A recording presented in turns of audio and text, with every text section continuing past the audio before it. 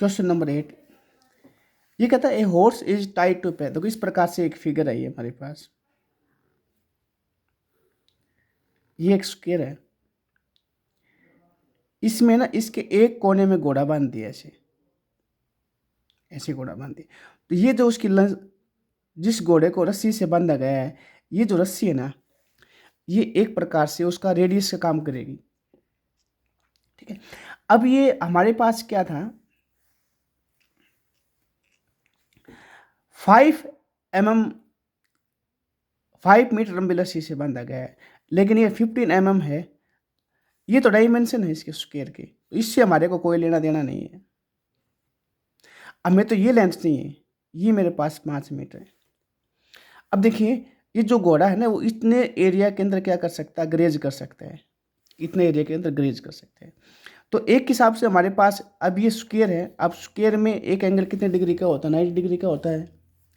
तो हमारे पास क्या करेंगे, मैं इसको क्वाड्रेंट मान करके इसका एरिया निकाल लूँगा, और वो क्या आएगा हमारे पास, area of that part in the field in which the horse can graze. देखिए कैसे करें, ये लिखेंगे तो आप लेंथ ऑफ रोप,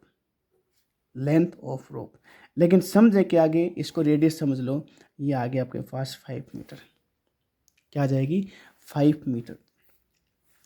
तो फर्स्ट पार्ट का लिखिए, the area of that part, the area of that part of the field in which the horse can graze, उस भाग का क्षेत्रफल जिसमें घोड़ा घास चर सकता है। तो ये आएगा हमारे पास पाई आर स्क्वायर डिवाइड में 4। अब मैंने 4 क्यों किया, क्योंकि जो स्क्वायर होता है ना, इस स्क्वायर में प्रत्येक एंगल कितने डिग्री का होता है, 90 डिग्री का।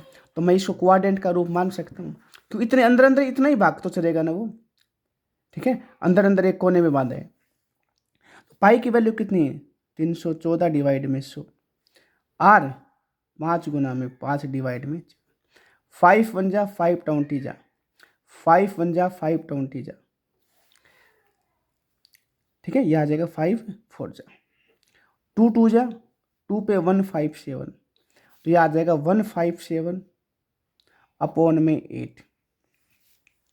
तो इसको डिवाइड करोगे तो ये अप्रोक्सीमेटली ये आ जाएगा 16.925 और मीटर स्क्वायर।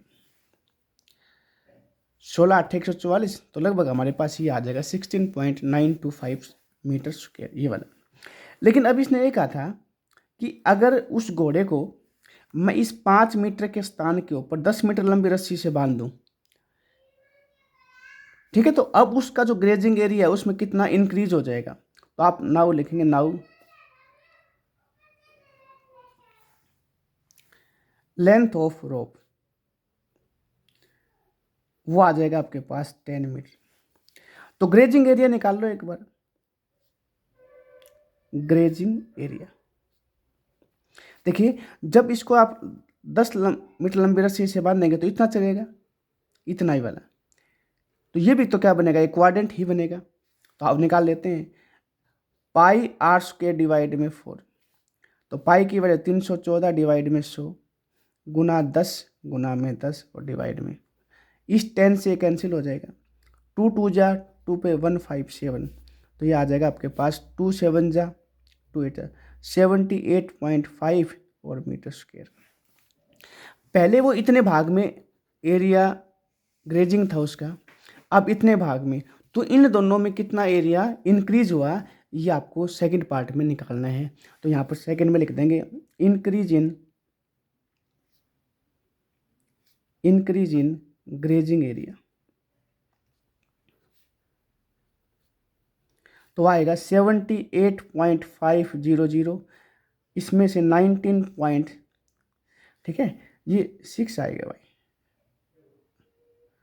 ये 9, ये आएगा 19 पॉइंट, सॉरी मैंने गलत बता दिया आपको, 19.625 आएगा, 19.625, ये माइनस करवा दो 625, ये 5, ये कितना आ जाएगा हमारे पास 7, ये 4 में से तो 8 आ जाएगा, 6 और 6, तो 66.875 और मीटर स्क्वायर, इतना उसका जो ग्रेजिंग एरिया है वो इंक्रीज हो जाएगा जब उसको 5 मीटर के स्थान के ऊपर 10 मीटर लंबी रस्सी से हम बांध देंगे।